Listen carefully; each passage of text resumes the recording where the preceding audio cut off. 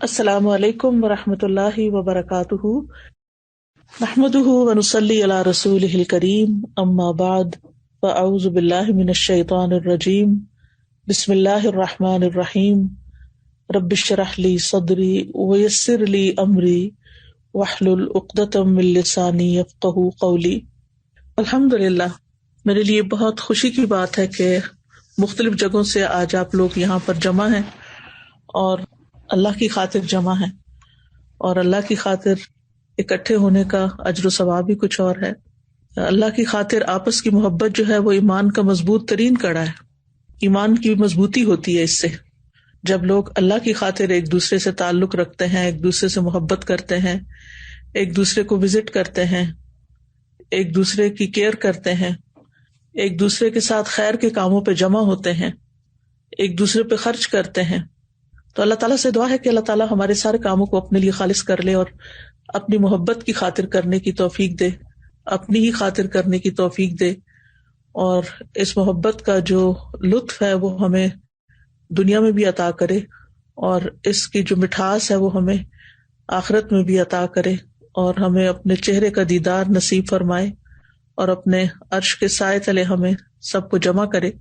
دنیا کے یہ فاصلے کوئی حیثیت نہیں رکھتے، کیونکہ انسان جب اللہ کی خاطر کسی سے محبت کرتا ہے تو چاہے وہ دنیا کے کسی بھی حصے میں ہو، کہیں پر بھی ہو، اور نہ صرف یہ کہ مکان کے اعتبار سے، زمان کے اعتبار سے، یعنی زمانے کے اعتبار سے بھی اگر صدیوں کا بھی فاصلہ ہو تو وہ بھی کوئی معنی نہیں رکھتا، جیسی ہماری صحابہ کرام سے اور تابعین سے اور تبع تابعین سے اور علماء امت سے محبت ہے، اور وہ بھی صرف اور صرف دین ہی کی وجہ سے ہے، اللہ ہی کی خاطر ہے۔ تو یہ محبتیں انسان کو بہت کچھ سکھا جاتی ہیں، اور زندگی میں بہت سے مواقع پر انسان کے لیے بڑی تقویت کا باعث ہوتی ہیں۔ تو اللہ تعالیٰ ہم سب کو اپنے لیے خالص کرے اور اپنی رحمتوں سے نوازے۔ تو اب میں بات آپ لوگوں سے کروں گی نماز کے حوالے سے۔ الحمدللہ ہم سب نماز پڑھتے ہیں، اور ہم سب کو اپنی نمازوں کی فکر بھی ہوتی ہے، اور ہم نماز سے متعلق کورسز وغیرہ بھی کرتے رہتے ہیں، پڑھتے بھی ہیں، پڑھاتے بھی ہیں، اور اپنی تمام حرکات اور سکنات سنت کے مطابق کرنے کی کوشش کرتے ہیں۔ لیکن نماز کا ایک ظاہری پہلو ہے اور ایک اس کا روحانی یا باطنی پہلو ہے۔ کوئی عمل اسی وقت درست ہوتا ہے جب اس کے یہ دونوں پہلو جو ہیں وہ درست ہوں۔ ایک یہ کہ انسان کے عمل میں اخلاص ہو، اللہ کی خاطر کرنے والا، اور دوسرا یہ کہ ظاہری عمل جو ہے وہ سنت کے مطابق ہو۔ اخلاص کا تعلق ہمارے دل سے ہے اور ہماری نیت سے ہے، اور سنت کا تعلق ہمارے ظاہری اعمال سے ہے۔ تو الحمدللہ ہم سب نے کوشش کر کے، محنت کر کے اپنی نمازیں جو ہیں وہ سنت کے مطابق کرنے کی کوشش کی ہے۔ اپنا قیام، اپنا رکوع، اپنے سجود، ان تمام چیزوں کو بہترین سے بہترین کرنے کی کوشش کرتے رہتے ہیں۔ لیکن اس کے ساتھ ساتھ یہ بھی بڑا ضروری ہے کہ ہم اپنے اندر کو بھی مزید بہتر بنائیں، کیونکہ مجھے ہمیشہ اس بات کی بہت فکر رہتی ہے۔ میں اللہ تعالیٰ سے دعائیں بھی مانگتی ہوں کہ اللہ تعالیٰ میری نماز اپنی پسند کے مطابق کر لے، اور پھر جب یہ اللہ تعالیٰ کا فرمان پڑھتی ہوں کہ الذین ھم فی صلاتہم خاشعون، یقیناً وہ مومن فلاح پا گئے جو اپنی نمازوں میں خشوع اختیار کرتے ہیں، تو کیا کروں، خیالات بھٹک جاتے ہیں اور ادھر ادھر کی سوچیں آنے لگتی ہیں اور فکر لگ جاتی ہے۔ کوشش کے باوجود بھی یہ بہت ہی کٹھن مرحلہ ہے، بڑی دشوار گھاٹی ہے جس کو عبور نہیں کر پائی۔ تو اسی سوچ کے تحت آپ لوگوں کے ساتھ دوبارہ کچھ باتیں شیئر کرنے لگی ہوں۔ بہت سال پہلے 90s کے اینڈ میں میں نے ایک لیکچر دیا تھا، نماز کیا سکھاتی ہے۔ اس کے بعد خشوع کے موضوع پر بھی کئی دفعہ بات کرنے کا موقع ملا، لیکن مجھے لگتا ہے یہ ایسا ٹاپک ہے کہ جس پر جتنی دفعہ بھی بات کی جائے اتنی ہی کم ہے۔ تو آج چند باتیں آپ کے ساتھ شیئر کروں گی تاکہ میری نماز بھی درست ہو جائے اور آپ کی بھی ہو جائے، اور اللہ سبحانہ وتعالیٰ اس کے اندر واقعی ایک ایسی کیفیت پیدا کر دے کہ جب نماز پڑھ کے اٹھے تو لگے کہ واقعی اللہ سے ملاقات کر کے آئے ہیں۔ تو سوال یہ پیدا ہوتا ہے کہ ہم اپنے رب عظیم کے سامنے کس طرح کھڑے ہوں نماز میں۔ تو رب کے سامنے کھڑے ہونے میں بندے کی دو حالتیں ہوتی ہیں، یعنی دو چیزوں کو انسان دیکھتا ہے۔ ایک اللہ سبحانہ تعالیٰ کے رب ہونے کی عظمت، اور دوسرے اپنے بندہ ہونے کی ذلت. یعنی اللہ عظیم ہے، بڑا ہے، بلند ہے، اور میں ایک حقیر بندہ ہوں. میں اس کے آگے جھک رہا ہوں، میں اس کے آگے کھڑا ہوں. اور وہ رب السماوات والارض ہے اور رب العرش العظیم ہے، اور میں عبد فقیر ہوں، محتاج ہوں، کمزور ہوں، فانی ہوں. تو جب انسان اللہ کی عظمت اور بڑائی کو ذہن میں رکھتا ہے اور اپنی کمزوری کو ذہن میں رکھتا ہے تو آغاز بہت اچھا ہوتا ہے. جب کبھی میں کائنات کے بارے میں پڑھتی ہوں، اس کی وسعت کے بارے میں، اس کی ہیبت کے بارے میں، کہ کس قدر ستارے اور سیارے اور کیا کیا چیزیں اللہ نے تخلیق کی ہیں اور کیا کچھ بنایا ہے. ایکچولی میں اپنے انسٹاگرام پر فالو کرتی ہوں ناسا کی سائٹ کہہ لیں گے جو بھی، اور اسی طرح نیشنل جیوگرافک، لیکن نیشنل جیوگرافک اتنا فائدہ مند نہیں ہے. ناسا جو تصویریں ریلیز کرتا ہے مختلف پلانٹس کی اور مختلف اللہ سبحانہ تعالیٰ کی جو تخلیق ہے آسمانوں میں، اور نیشنل جیوگرافک بیسیکلی زمین میں جو کچھ مختلف مقامات ہیں ان کے بارے میں مختلف تصاویر وغیرہ شیئر کرتا ہے. اور میں ایسی نیوز کو فالو بھی کرتی ہوں جو نئی نئی تحقیقات اور نئی ریسرچز اور نئی ڈسکوریز سامنے آتی ہیں. چونکہ یہ میڈیا جو ہے یہ مختصر ہوتا ہے، تھوڑی سی دیر میں انسان کچھ نہ کچھ جان لیتا ہے. تو آپ یقین کریں کہ جس دن میں نے کوئی ایسی چیز پڑھی ہوتی ہے اس دن میرے دل کی کیفیت ہی کچھ اور ہوتی ہے. اور جب نماز میں وہ خیال مجھے آ جاتا ہے، کیونکہ ہم جو کچھ پڑھتے کرتے ہیں وہی چیزیں نماز میں آتی ہیں نا، تو جب وہ نماز میں خیال آ جاتا ہے مجھے، تو واقعی میرے اندر ایک اور ہی طرح کی نماز کے اندر کیفیت آتی ہے اور پھر آنسو بھی گرنے لگتے ہیں. لیکن اگر اللہ تعالیٰ کی عظمت کا خیال نہ ہو تو پھر نماز بے روح سی ہوتی ہے. پھر ساتھ ہی سمندروں کے اندر کی مخلوقات اور عجیب و غریب مخلوقات اور پرندوں کے رنگ اور پھولوں کے، اور زمین کو بھی پوری طرح انسانوں نے ڈسکور نہیں کیا. مختلف مقامات کو آپ دیکھیں، باقی تو چھوڑیں، اگر آپ نے اپنے انڈور کوئی پلانٹس وغیرہ رکھے ہوں گے، جیسے میں نے اپنے اندر ہی کمرے میں رکھے، کیونکہ یہاں باہر تو اتنی سخت سردی ہے کہ نکلنے کا موقع کم ہی ملتا ہے، اور سردیوں میں درخت بھی ٹنڈ منڈ ہو جاتے ہیں. تو میں دیکھتی ہوں کہ کس طرح ایک پتا نکلتا ہے اور کس طریقے سے وہ گرو کرتا ہے، اور تھوڑی سی مٹی یا پاٹ میں کیا چیز ہے اس کے اندر جو مدد دے رہی ہے اس کو گرو کرنے میں.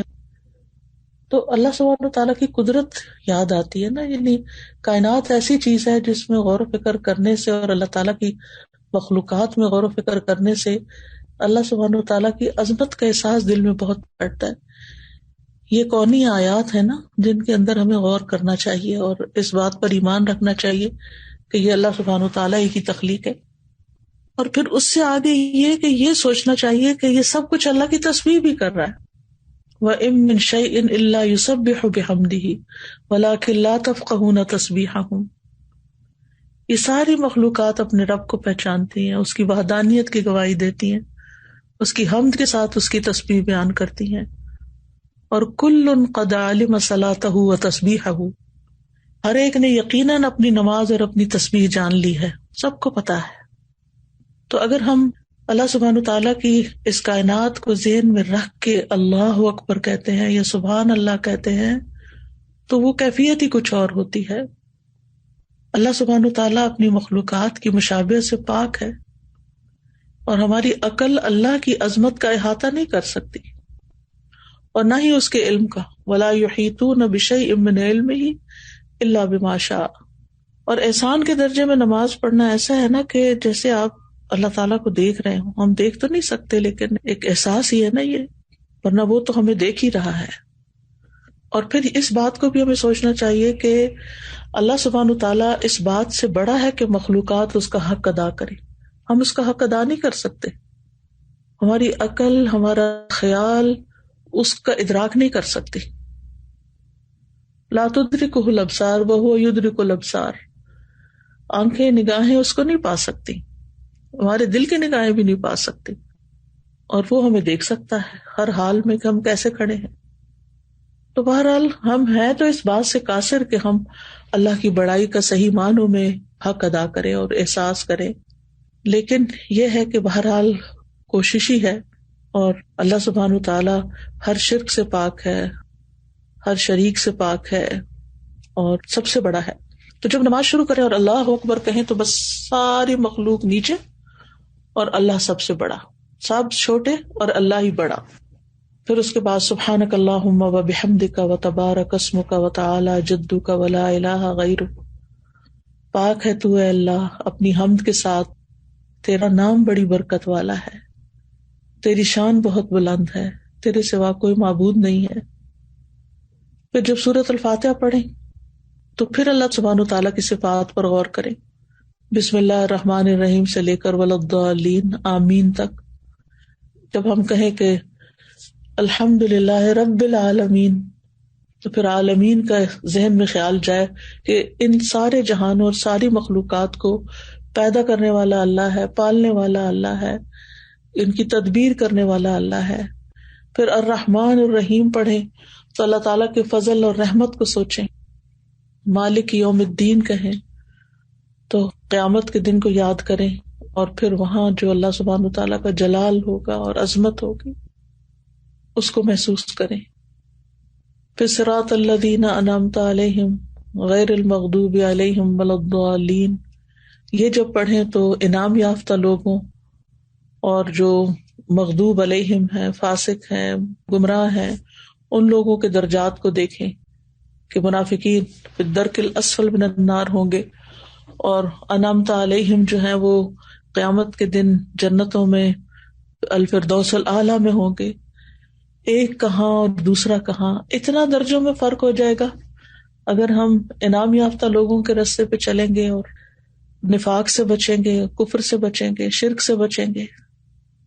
تو یہ مرتبے جاننا بھی بڑا ضروری ہے کہ کس طرح کچھ لوگ جہنم کے نچلے گڑھوں میں ہوں گے اور کچھ اتنے عظیم جگہوں پر ہوں گے. پھر اس کے بعد اللہ اکبر کہہ کے جب ہم رکوع میں جاتے ہیں تو پھر اللہ سبحانہ تعالیٰ کی عظمت کا احساس دل میں لائیں. سبحان ربی العظیم، سبحان ربی العظیم، سبحان ربی العظیم.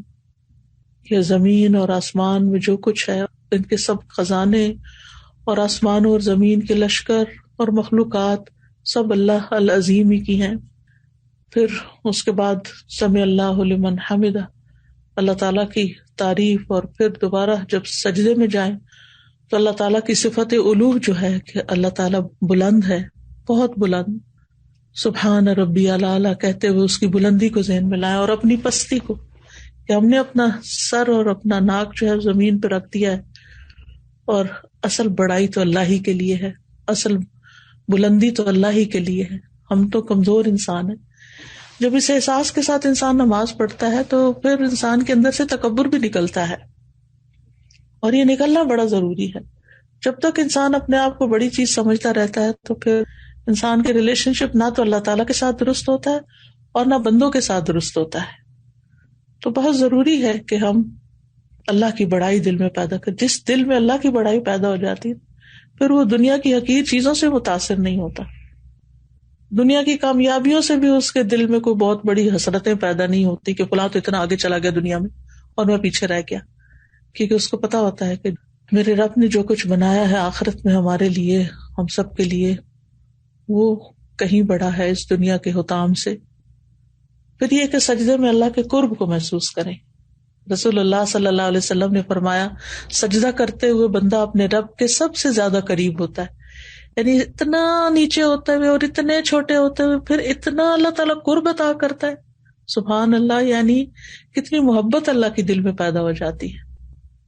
اور پھر اس وقت دعائیں کرنی چاہیے. نبی صلی اللہ علیہ وسلم نے فرمایا فَأَكْثِرُ الدُّعَاء، یعنی سجدوں میں کثرت سے دعا کیا کرو. پھر اسی طرح دوسری رکعت اور پھر تشہد میں اپنے گھٹنے زمین پہ رکھ کے انسان جب بیٹھتا ہے عاجزی کے ساتھ تو بہت بڑے بادشاہ کے سامنے ہم بیٹھے ہوتے ہیں. آپ دیکھیں کہ پہلے زمانے میں استاد کے سامنے بیٹھنے کا بھی یہی طریقہ ہوتا تھا. جیسے جبریل علیہ السلام نبی صلی اللہ علیہ وسلم کے سامنے گھٹنے رکھ کے بیٹھے زمین پر، یہ ادب کا بیٹھنا ہوتا ہے. دنیاوی بادشاہوں کی یہ عادت رہی ہے کہ جب انہیں مختلف تحائف دیے جاتے ہیں یا ان کی تعریف کی جاتی ہے تو ان کے سامنے اسی طرح بیٹھا جاتا ہے اور بہت عاجزی کے ساتھ. تو اللہ رب العالمین جو ہے وہ تو سب سے زیادہ اس بات کا حقدار ہے کہ ہم اس کے لیے تحائف پیش کریں اور اس سے دعائیں کریں اور اس کی تعریف کریں. تو التحیات میں آپ دیکھیں کہ التحیات للہ والصلوات والطیبات اسی لیے تو پڑھتے ہیں. اور پھر اس کے بعد درود شریف پڑھتے ہیں, نبی صلی اللہ علیہ وسلم کے لیے دعا کرتے ہیں, پھر عباد اللہ الصالحین پہ سلام بھیجتے ہیں, اور پھر اپنی آخر میں دعائیں مانگتے ہیں. وہ دعاؤں کی قبولیت کا وقت ہوتا ہے جب ہم سارے ریچول ادا کر چکے ہوتے ہیں سلام پھیرنے سے پہلے. اور پھر جب انسان سلام پھیرتا ہے تو دوبارہ دنیا میں آ رہا ہوتا ہے ایک طرح سے اللہ سے ملاقات کر کے, اور پھر اس کے اندر ایک حسرت بھی آتی ہے کہ کاش یہ نماز لمبی ہو جاتی, کاش یہ ملاقات لمبی ہو جاتی. کیونکہ انسان اگر اللہ تعالیٰ سے محبت کرتا ہے تو پھر اس کو جلدی نماز پڑھنے کی فکر نہیں ہوتی.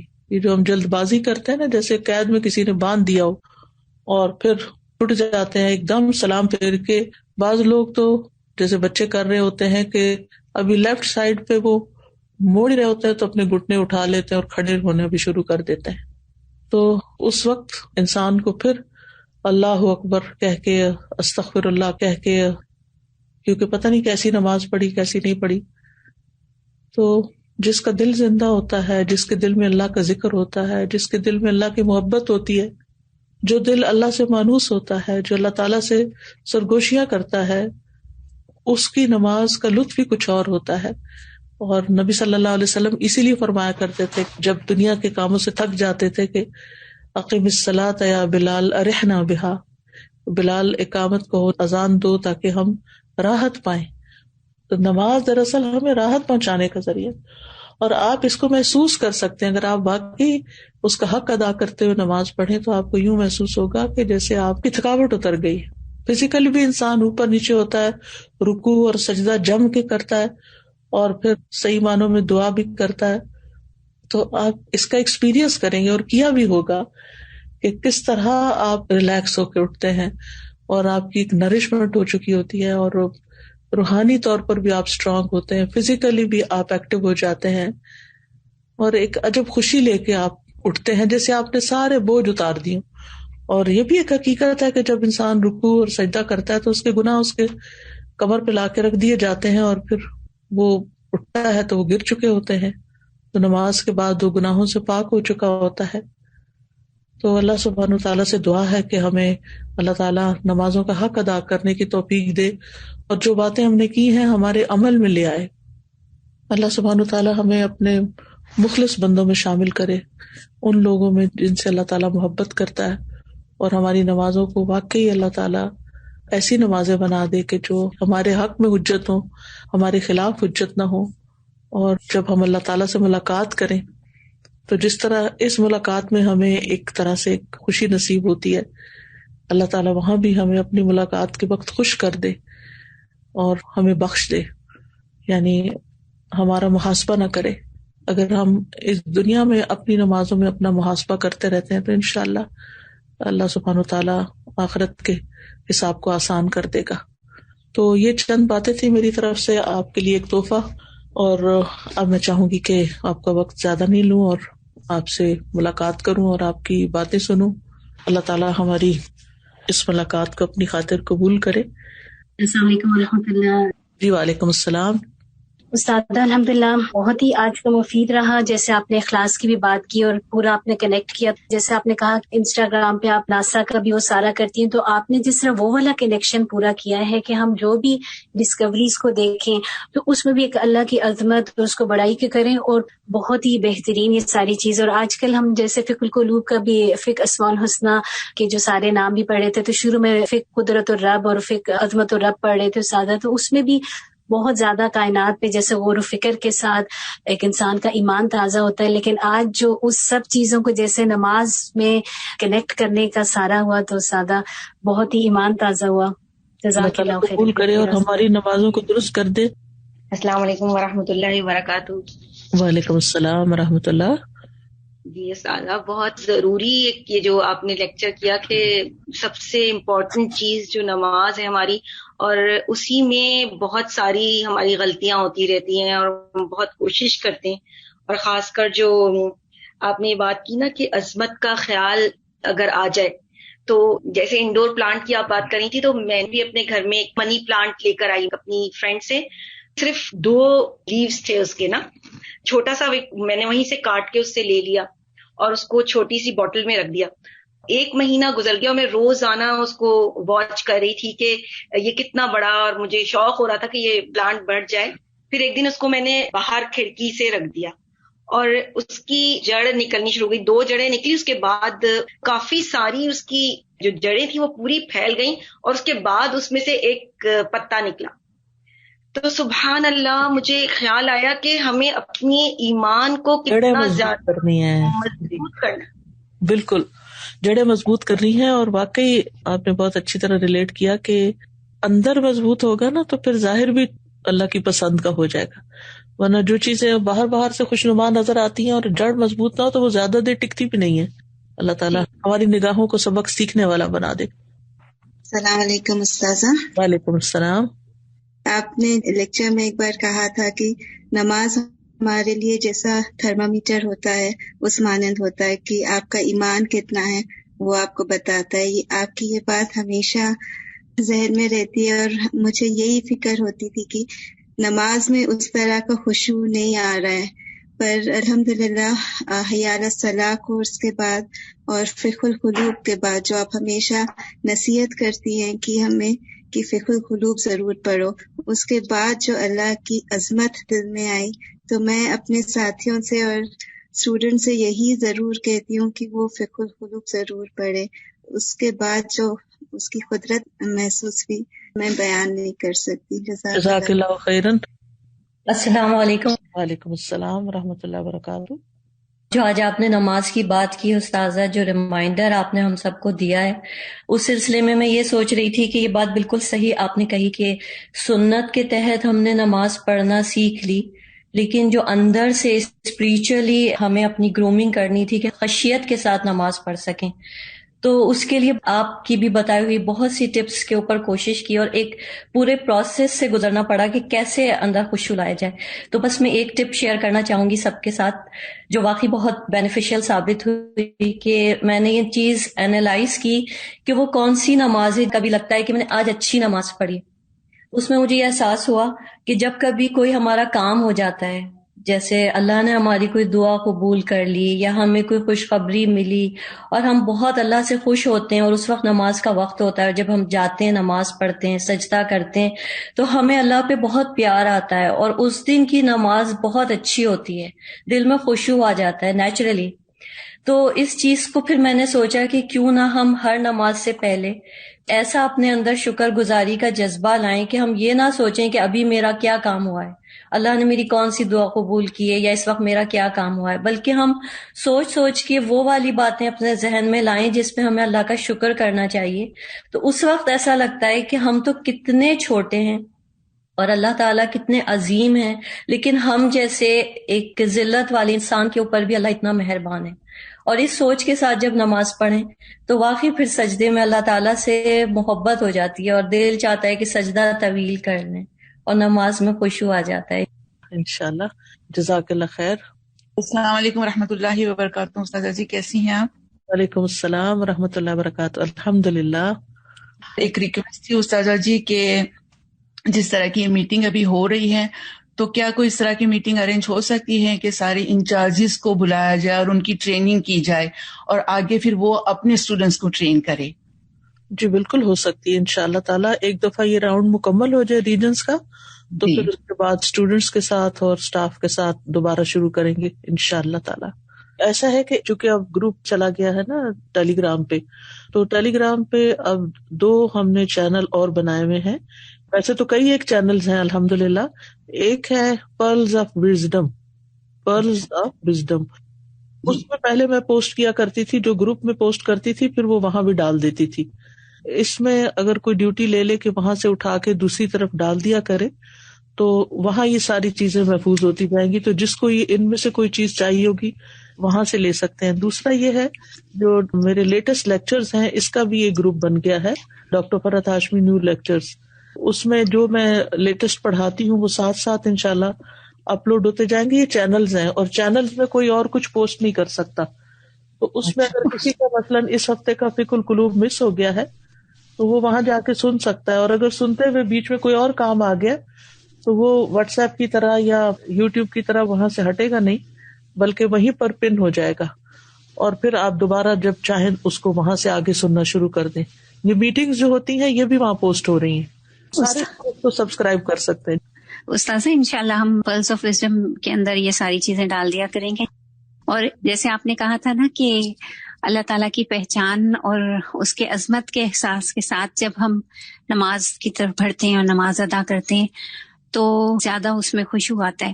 تو آج کل ہم اللہ کے خوبصورت نام جو لیکچر سیریز ہے وہ ہر جگہ شیئر کر رہے ہیں، تمام سوشل میڈیا پلیٹ فارمز پہ بھی، اور اس کا ایک علیحدہ سے چینل بھی بنا ہے. لنکس بھی انشاءاللہ پہلے بھی شیئر ہوتے ہیں، یہاں پہ بھی شیئر کر دیے جائیں گے. تو وہ اگر سب جوائن کر لیں، اور ہر روز ہمارا ٹارگیٹ یہ ہے کہ رمضان سے پہلے ہم تمام 99 نیمز پورے کر لیں، تاکہ جب رمضان میں داخل ہوں تو انشاءاللہ اللہ تعالیٰ کی پہچان کے ساتھ اور اس کی محبت کے ساتھ اس کی عظمت کے ساتھ ہوں، تاکہ ہماری تمام عبادات پہ ویسا ہی ایفیکٹ ہو انشاءاللہ. میں یہ کہہ رہی تھی استاذہ جی کہ ایز اے انچارج آپ اپنے ساتھیوں کے جو بھی مسئلے مسائل ہوتے ہیں وہ تو اللہ کی رحمت سے، آپ کی دعاؤں سے، آپ کی ٹریننگ سے حل کرتے جاتے ہیں، لیکن کچھ مسئلے ایسے ہو جاتے ہیں جو آپ کے اپنے سر میں بیٹھ جاتے ہیں، اپنے موڈ پہ بیٹھ جاتے ہیں، جس سے پھر آپ کی طبیعت بھی خراب ہونے لگتی. تو ایسی سچویشن میں پھر کیسے کسی کی بات کے ساتھ لینا چاہیے؟